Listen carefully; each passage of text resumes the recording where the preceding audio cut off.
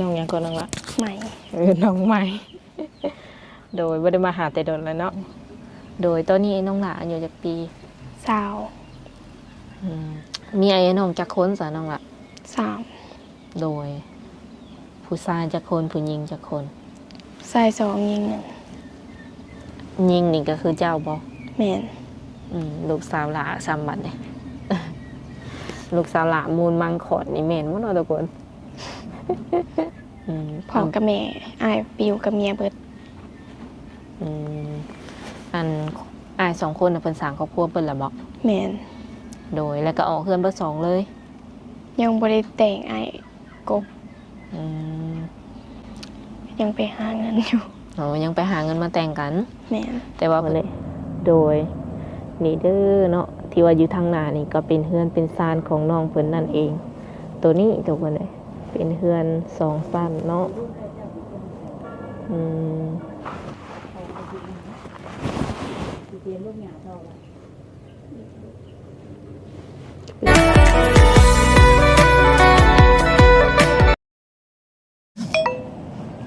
โดยสบายดีสวัสดี FC เบิดทุกคน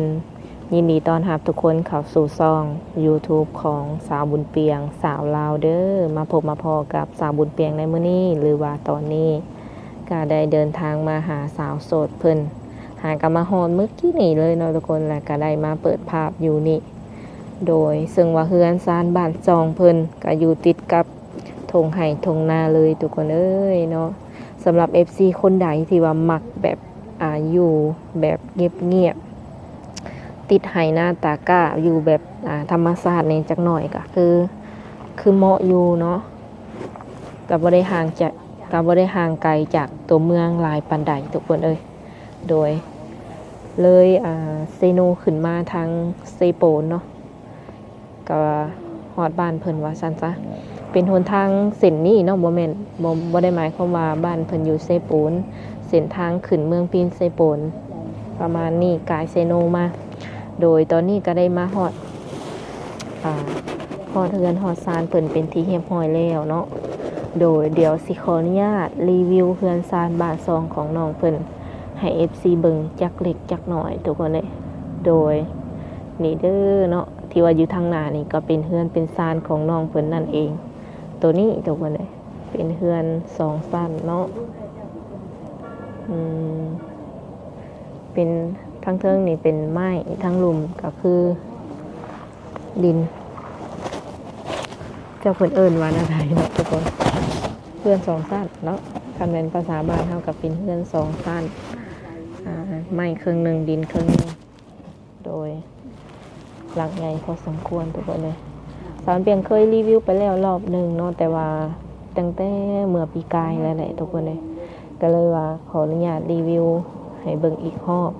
สำหรับ FC ใหม่บางทีอาจจะอยากเบิ่งเนาะว่าเฮือนซานบ้านซองน้องเพิ่นบอนเพิ่นอยู่เพิ่นสร้างเป็นประมาณใดเนาะกะเดี๋ยวสิรีวิวให้เบิ่งคร่าวๆรีวิวแต่ภายนอกเลยทุกคนเลยภายในอาจจะบ่ได้ถ่ายทำให้เบิ่งเด้อเนาะเพราะว่าถ้าอยากเบิ่งก็คือเวลาคุยหรือว่าล่มกะให้น้องเพิ่นเปิดกล้องเปิดอย่างให้เบิ่งก็ได้ทุกคนเลยโดย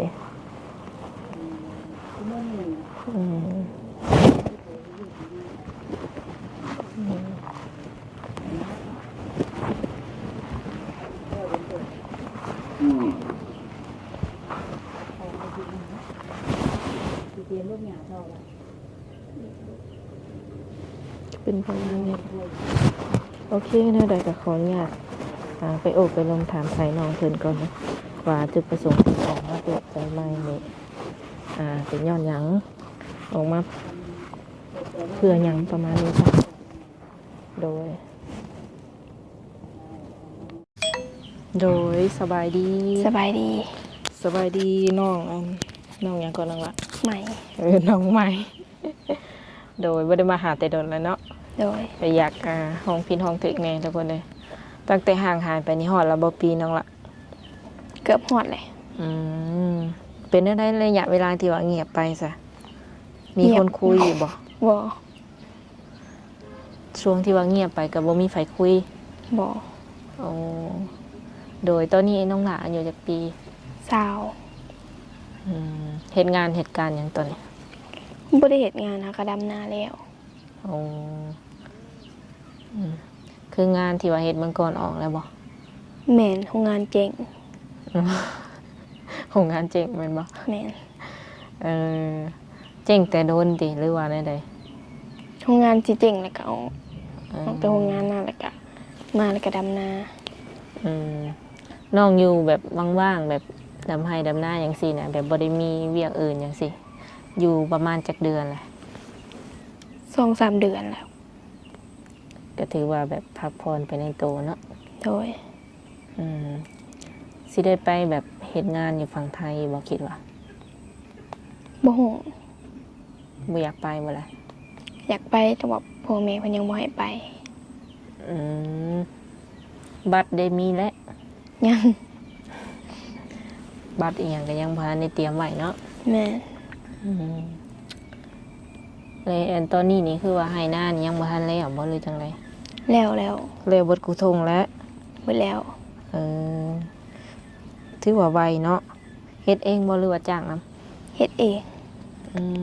ได้ข่าวร้ายบ่สมมุติว่าเฮาเฮ็ดแบบประมาณนี้หั้นนะแต่ละ ประ ปี มาณ8-90 สอบ อืมแล้วตอนนี้นี่ถือว่าน้องหลาโสดติ โสด เออโสดหอบ2บ่หรือว่าหอบ3เนาะทุกคนคือแบบขอถามแบบตรงๆเนาะแบบเขาเข้ามาคุยแหละมันบ่ตรงสเปคน้องเลยบ่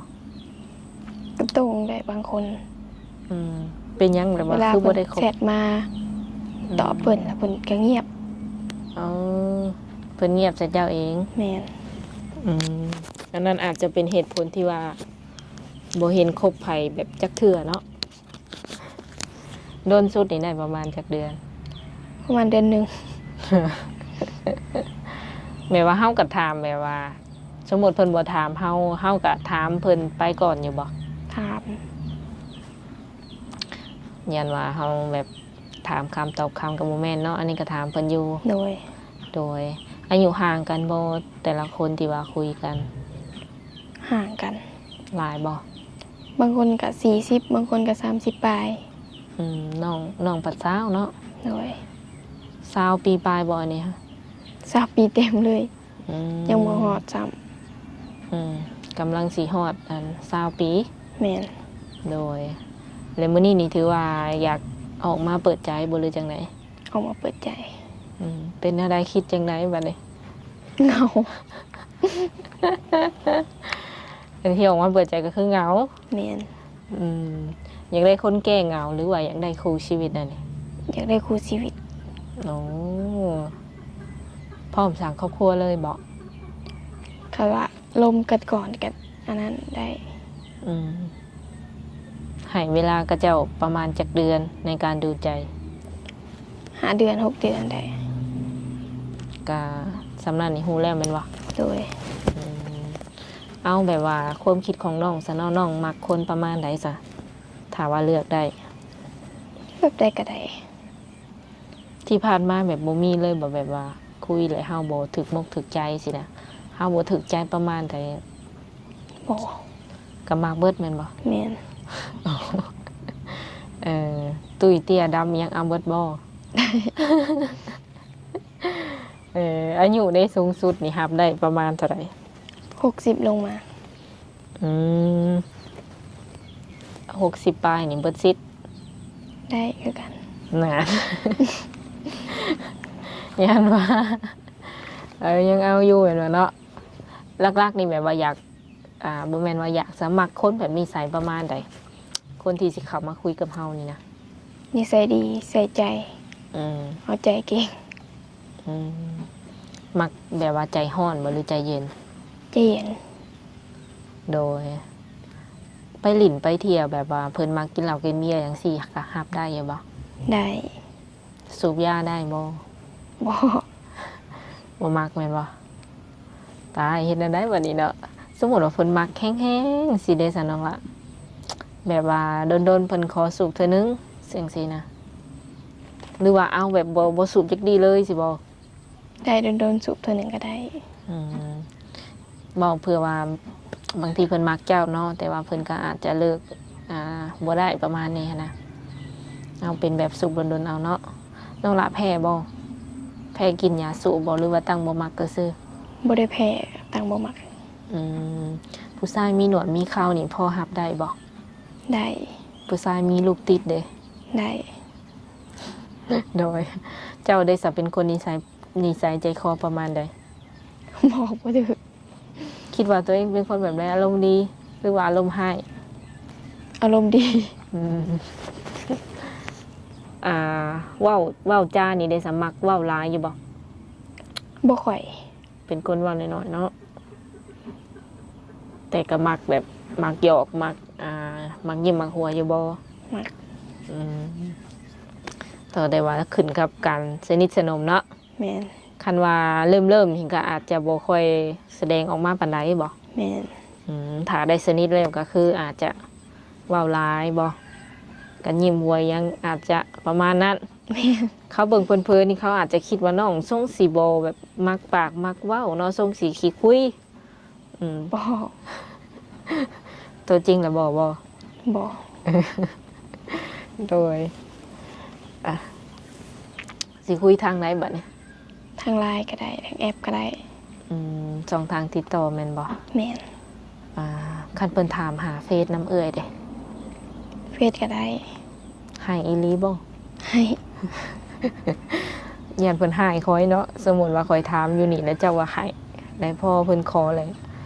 คอยบอกคอยอาจจะบ่ได้ให้เพิ่นแล้วยันเพิ่นว่าเนาะก็คือให้ทางเฟซทาง LINE แล้วก็เบอร์โดยขออนุญาตถามเกี่ยวกับเพื่อนซานบ้านซองเนาะอันนี้เป็นเพื่อนของน้องเองเลยบ่ แม่น เพื่อนกกเพื่อนเข้าแม่นอยู่นี่เนาะ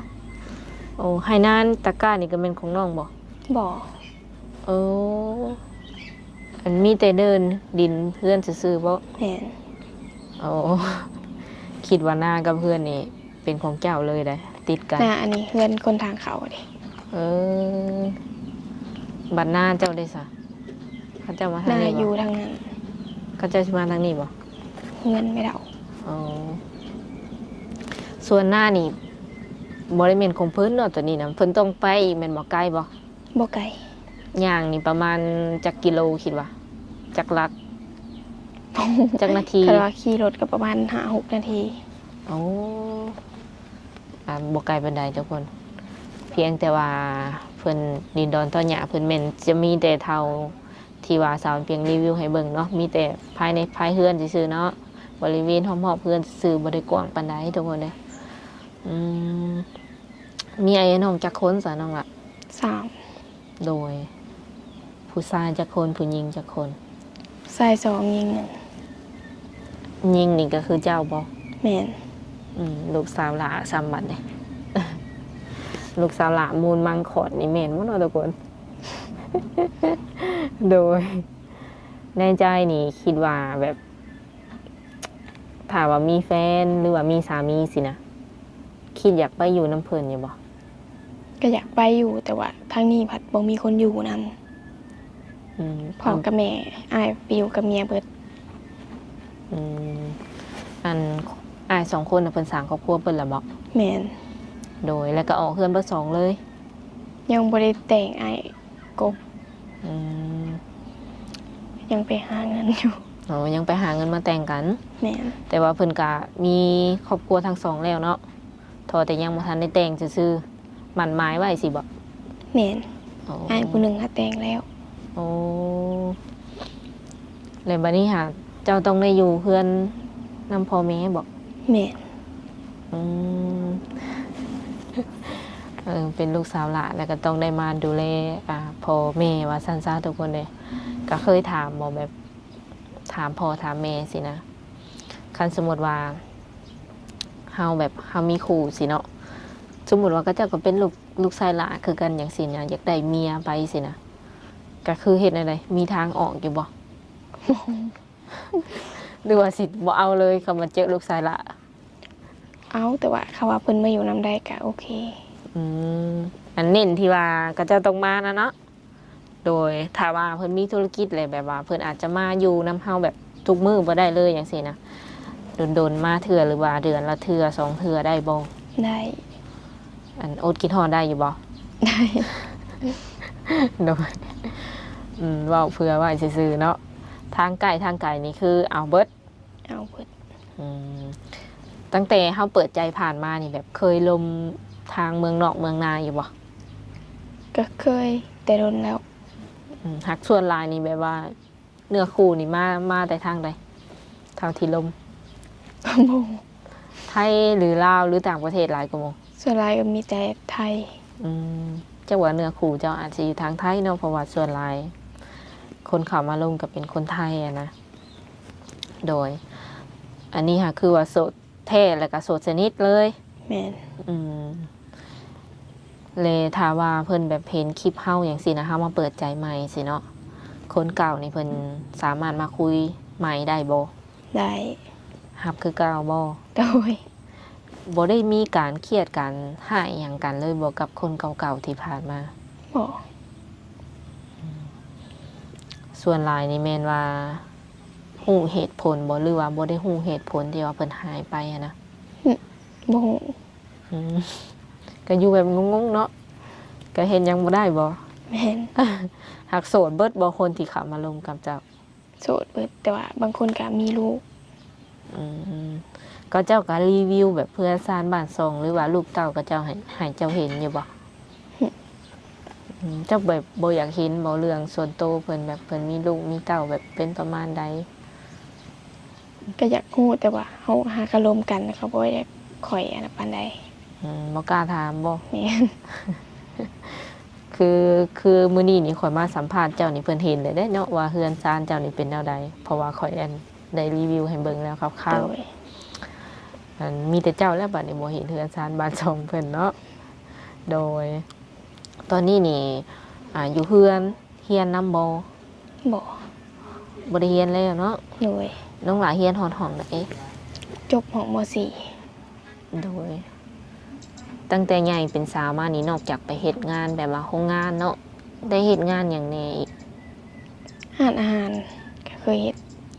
เป็นเด็กเสิร์ฟบ่หรือว่าแบบแม่ครัว เสิร์ฟ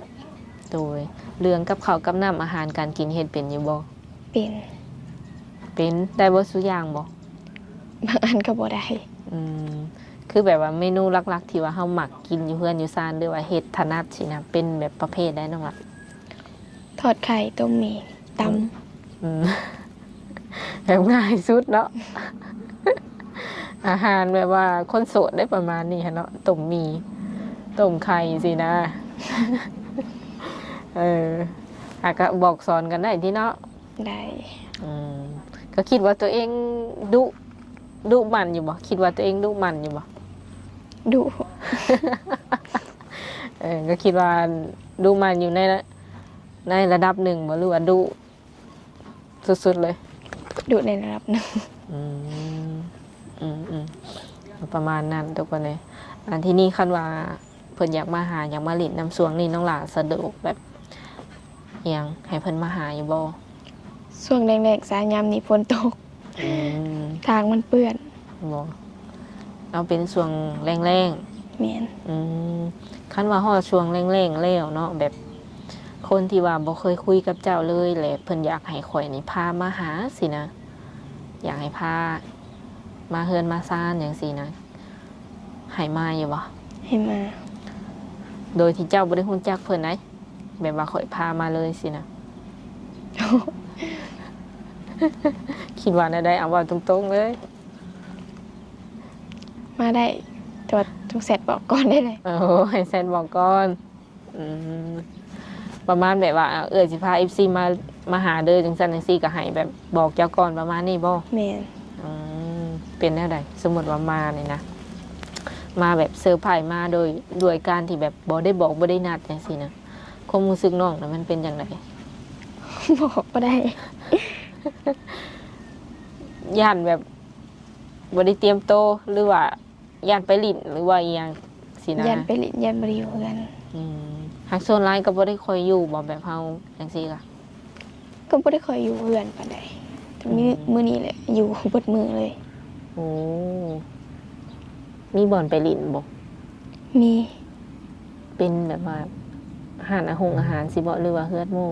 เพื่อนหมู่ ก็มีหมู่มีครูหลายอยู่ ก็หลายอยู่ โดยมักไปแบบหลินไปเที่ยวปาร์ตี้อยู่บ่ ไปโดนๆเถื่อ บ่ได้คาล่ำหรือว่าบ่ได้มีโรคประจำตัวบ่ บ่ แข็งแรงเบิดเนาะโดยตอนนี้ก็อายุ20สิเข้า20จังซี่ซะสมมุติว่าภายใน 4-5 เดือนแล้วเฮาลมเข้าใจเพิ่นมักเฮาอหลีจังซี่นะเพิ่นอยากมาขอได้บัดนี้เนาะก็สิพร้อมสร้างครอบครัวเลยบ่ในอายุ20ปีนี่ พร้อม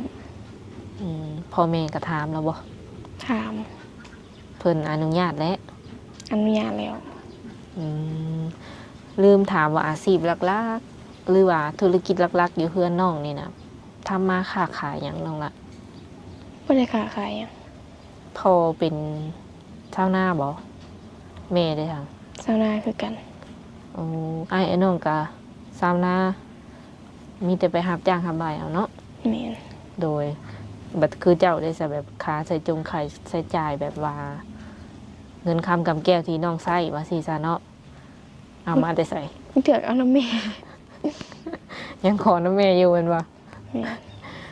หลายบ่เดือนหนึ่งใส่ประมาณเท่าไหร่ ก็บ่หลาย ค่าใช้จ่ายเห็นไหม เอาบางมื้อ50มื้อแสน โอ้เป็นมือ แม่น มือใดมีค่าใช้แนวอยากใส่ก็คือขอเอาสิบ่ แม่น อืม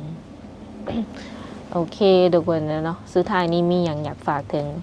FC เก่าแล้วก็ FC ใหม่บ่ที่ว่าเพิ่นสิเข้ามาคุยกับเจ้าเนาะ บ่มี บ่มี แล้วไหนก็พยายามแบบว่าตอบเพิ่นเด้อค่ะเนาะเพิ่นทักมาเนาะ โดย เพิ่นก็อยากทำความรู้จักกับเจ้าหั่นแหละอยากฟังเสียงบางคนก็อยากเห็นหน้าก็มีสะดวกเปิดกล้องอยู่ที่ สะดวก โดยโอเคสำหรับคลิปนี้ทางสาวบุญเปียงกับน้องเพิ่นก็สิได้ขอตัวโจไว้ก่อนเนาะมื้อหน้ามื้อในคันว่า FC ให้มาหาใหม่ก็สิมาหาอีกเด้อ โดย โดยสบายดี สบายดี